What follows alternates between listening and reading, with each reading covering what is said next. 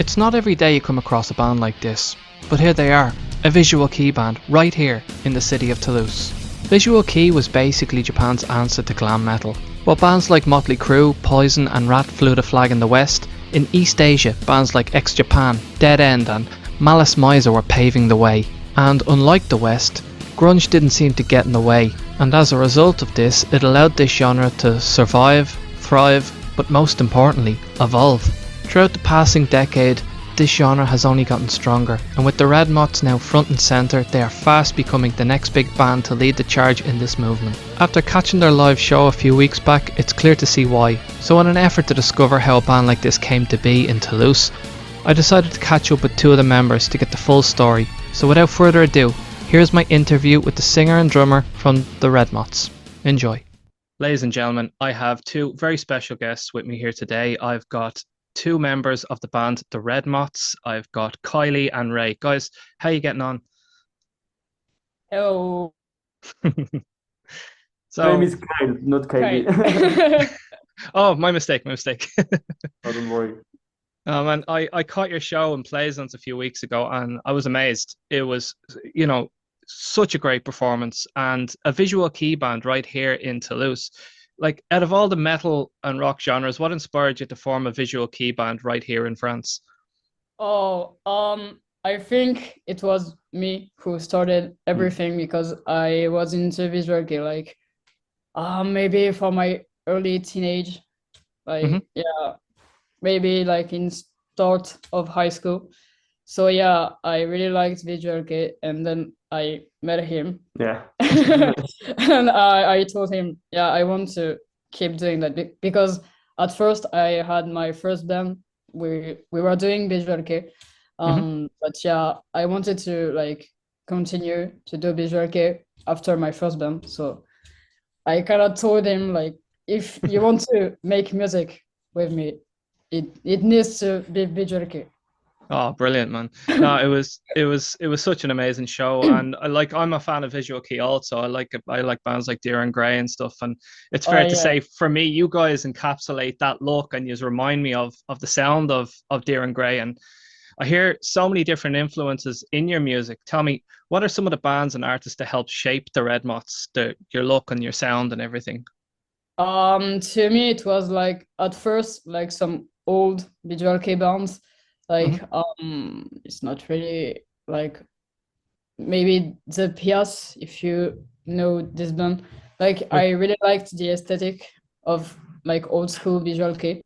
So yeah, at first it was those bands for like the looks part. Then like for music, it was most like DADAROMA, DADAROMA, GazettE, KyllE. This kind of bands, like, yeah, we really like them, so we wanted to do like something modern and not really old school, because I don't think it's really interesting to like keep doing like old school visual kei. So yeah, we wanted to like do some modern music, and of course putting like metal, like modern metal into it. So yeah, it was GazettE. And it was such a good show, man, and it was so modern. It was. It reminded me of bands like even UK bands like Cradle of Filth and stuff. It was all the influences were there. It was very fresh. How important is the visual aspect to the Redmoths music and the persona that is, the band, I suppose? I think it's like really, really important because it's the thing that makes us like a different band from any other band, like mostly into like, this like colors like red, black, the moss too. Like, it's really, really important for us to have like this kind of atmosphere around the band. So yeah, it's really, really important for us to show this look too. Also, every new project has a new look for us. So yeah, it's really important. Like, it can make understand people what our mood is currently also. So yeah, it's really, really important for us. I really like that, and there's a progression, there's an evolution to both the look and the music. That's really cool. What did it take to put the Redmots together, like to, you know, you guys had met, but like to get people in Toulouse to be like, here, I'm in a visual kei band. Do you want to join? How did it, tell me how that came about? A lot of time, a lot of caffeine too. Yeah. Really like poor sleeping time. Yeah, man. And yeah, like we had to show to people that our project can be something good and that works for other people too. So it was maybe the hardest part is to be like, don't worry, visual kei will work here in Toulouse. It's okay. Please trust us. And then I think it went good. Yeah. I think. Yeah. It seems like it's working out. I mean, that show that I was at, it was full. It was full. Man. Yeah. It was amazing. And you know, your guys' music is in English and Japanese, right?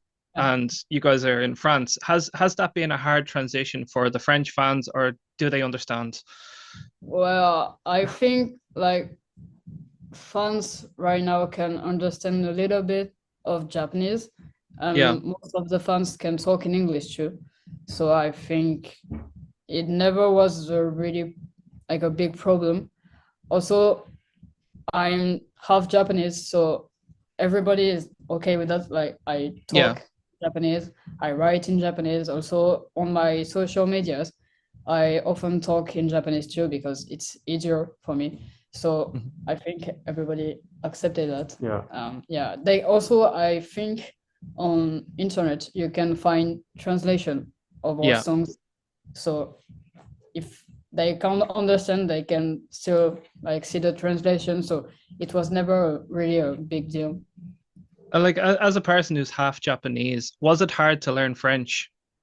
No, because I'm half Japanese and half French. So I started to learn the both, like both.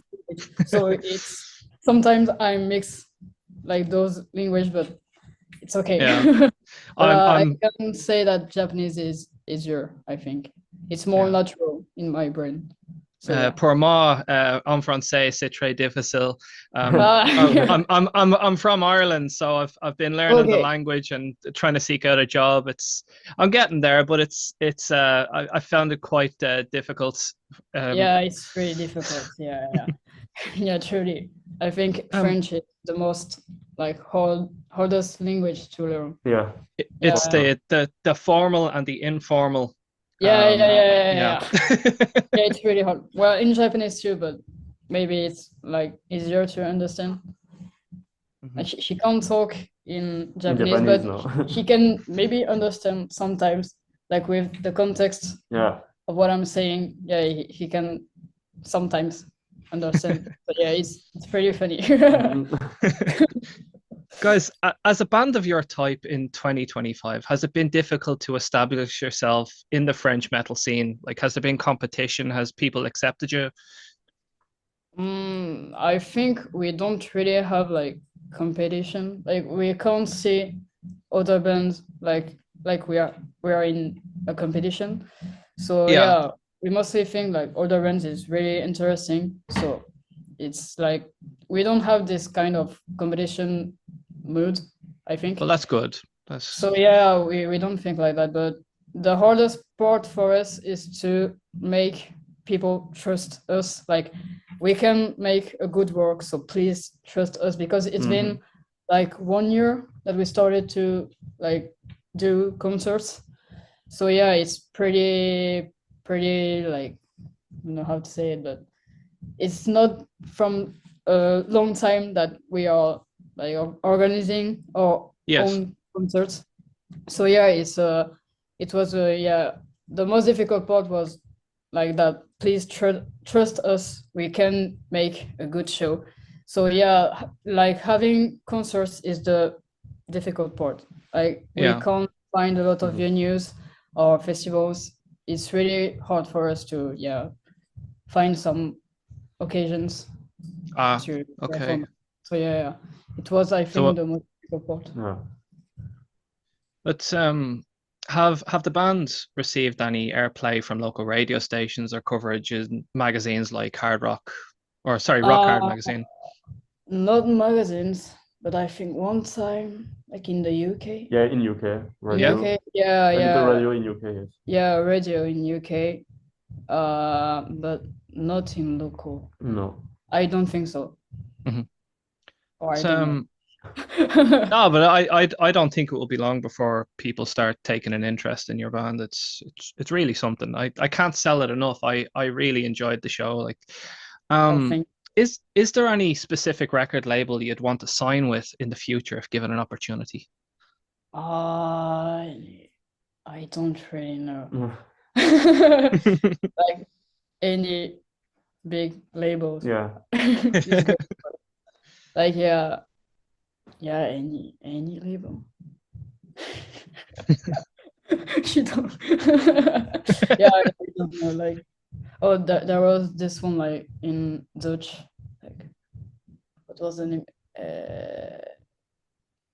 Not Was it Nuclear Blast? Ganshin. Ganshin Ganshin Records. Ganshin Records. Yeah. Yeah. Oh, cool. In Dutch, We yeah. we always wanted to know if they're still like a label. Like I don't know. But yeah, we thought about this one at first, but now every label. Yeah. Okay.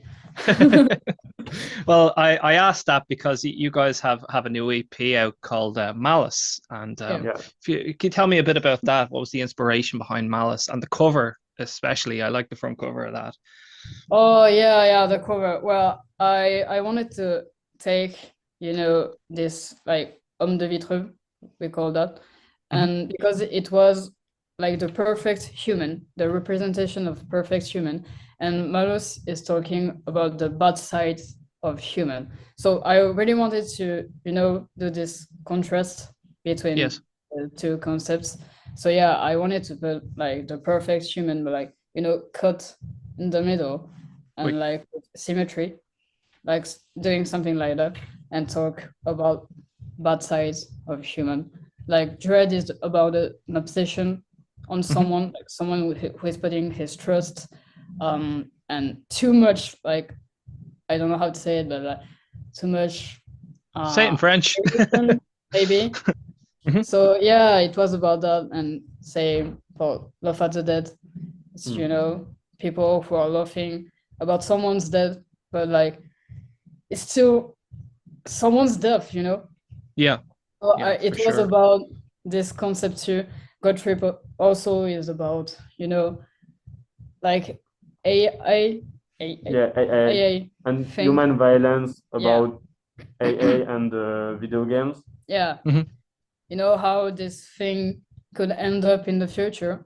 Yes. Like you can create a world with full of violence, but you can never really tell if that's real violence or Yes. fake violence, like with some kind of game.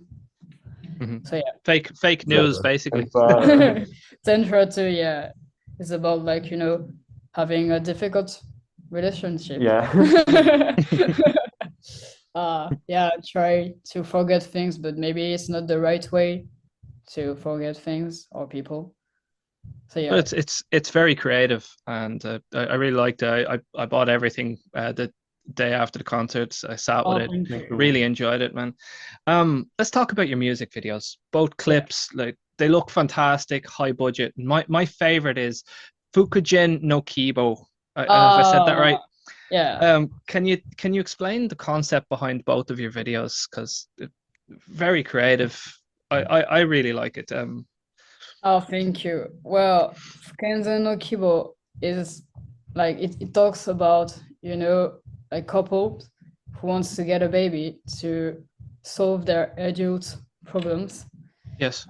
I really wanted to make a song to talk about that because the baby is just born and it needs to solve adult problem, and I really found it really sad.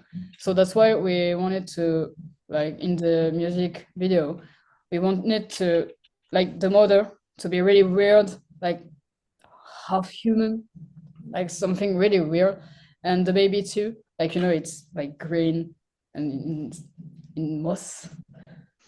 Like, you know, it's it's like a really silicone. Was this to explain what's kind of in people's heads, but visually? Yeah. We really wanted to like show how weird the situation is.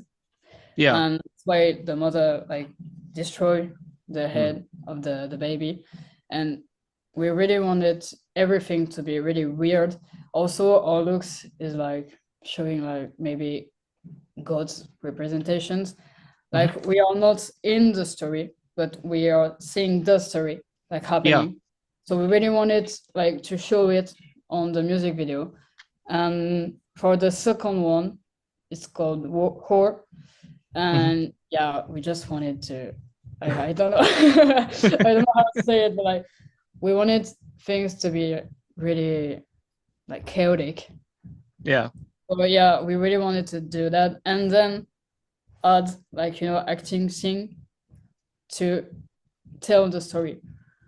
So yeah, it's just about like a couple getting couple problems, like, you know. Everyone can relate to that at some point in their life. Yeah, that's why we really wanted to make a music video, because like a lot of people told me I totally relate on this song, and I was really happy about it, because that was my purpose with this song. I really wanted people to be able to scream the lyrics and just be able to feel the vibe with everyone. That's why we made like, you know, there's a stage in the middle and everyone surrounding it. That's the mood I wanted to give in this music video. Like everyone can scream, dance, jump on this song and just let out the frustrations. Yeah, exactly. Yeah, so yeah, we really wanted to do that. I feel like the live show like really encapsulated that for everybody. No, it was I really enjoyed it. Guys, when you guys sit down to write a song or come up with the concept for a video, what is your creative process like? For a song, it really depends on the song. Sometimes I'm just alone in my studio and write a whole song because I have everything in mind, and I just write a whole song, like record the guitars, bass guitars too, vocals. Also I program the drum. You're a multi-instrumentalist. Yeah. Wow. I can play guitar, bass, piano, and yeah, so I composed the song, like nearly everything in one night, and then I sent it to him, and I often say like, okay, I see this song like this, how can we make this song better? And we work together to do it. And sometimes it's him who does this process. I think I'm better for, you know, electronic music. Yes. In Malice, there are many electronic music, so I prefer, and I think you prefer with the metal music, visual key. Yeah. Because I'm from electronic music, and we match the two both style. Yeah. Electronic music, that's quite the shift over into rock and roll kind of stuff. Yeah.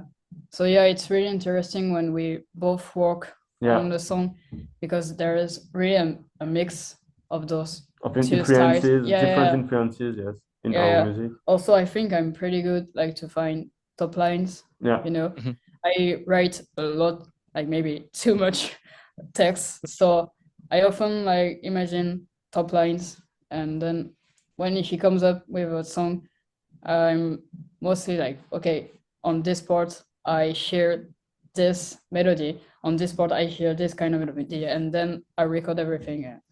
And it works pretty well. But yeah, we are two to work on the songs. It was always like that. Always like that. Yeah. So, does anyone else in the band ever want to contribute to writing, or it's just you guys? Not for now, because it's been 1 year that the guys are with us. Yeah, 1 year, yes. Yeah. So yeah, we already had a lot in mind. So not for now. Maybe one day, but not for now. We mostly two behind the Yeah, songs. cool. So, yeah. That's nice. So what is next for the Redmots? Do you have any new material in the work or any concerts on the horizon, anything like that? We have a lot. Yeah. We have a lot. We can't say really things, but shows there will be some this year. Nice. I can't tell more, but yeah, a lot is coming. Are you guys a fan of any bands in Toulouse like Manigance or anything like that? Have you In heard of Toulouse? those guys? Yes. Is there any other bands that you like to play with? And Rail. Slay. I don't know if I say it well. Slay. No, it's Rail. Slay. Yeah, I think Rail. Slay. Yeah. It's Shrail. Rail, yeah, it's a hardcore band, chaotic hardcore band. Yeah. From Oh, Toulouse. Celtic band. Wow. Yeah. They're really, really, really good. And it's really interesting. Like their artistic vision is really interesting. So yeah. We really like them. We played one of our show with them. Yeah. Like there was when the release party. Yeah, they were our first port. Yeah. So yeah, they were really, really, really great. So yeah. Nice. We really like them. Yeah. Guys, thanks very much for doing this interview with me. It means a lot to me. I'm a small channel, but I love interviewing bands and checking out new music and discovering things. So really appreciate this, guys. Thanks so much for this interview. Oh, thank you. We really enjoyed it. Yeah, thank you, guys. All right, I'll see you next time. Bye for now. Bye.